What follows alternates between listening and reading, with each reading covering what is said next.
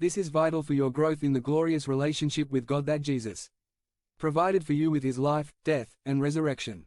The passage from Hebrews 10:25 places as a compelling point to practice all these things, such as encouraging oneself, exhorting oneself, and gathering together. The fact that that day is coming.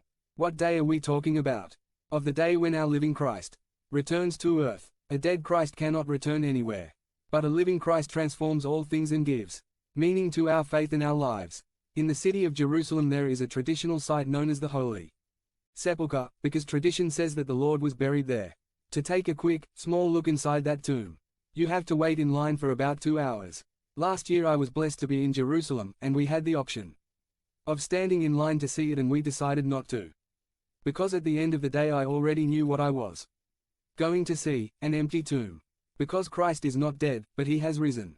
And this living Christ changes all things. A dead Christ cannot return, but a living Christ, our supreme Christ, will one day return as the King of kings and Lord of lords, and before him every knee will bow, in heaven, on earth, and below, of the earth, and every tongue will confess that Jesus Christ is Lord, to the glory of God the Father.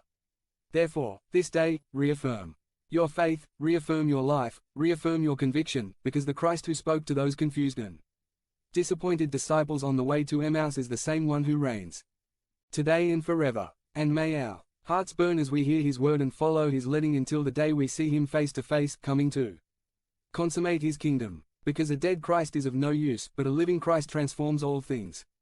Become a member of the channel and be an instrument of the Word of God. Don't miss this opportunity to impact lives. Click the link in the description now and help us spread the Word of God. Baptism, by Josue Martinez. Summary. Should one be baptized by immersion or by pouring?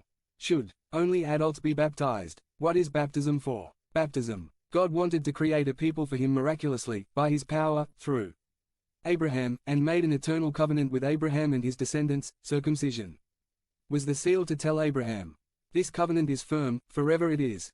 Recorded in Gen 12 and 17.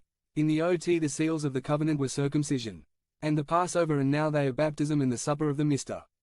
In a few minutes I am going to baptize him. I am going to pour a little water on his head. Our Baptist and Pentecostal brothers say that like this, we are not baptized, that the only correct way to baptize is by immersion, because the word baptizo means immersion, and they are right, that means, but it also means dyeing, dipping and sprinkling, and yes, we are well baptized as we do. Baptism is the new form of circumcision. Both are applied externally, but symbolize what God has already done inside the believer.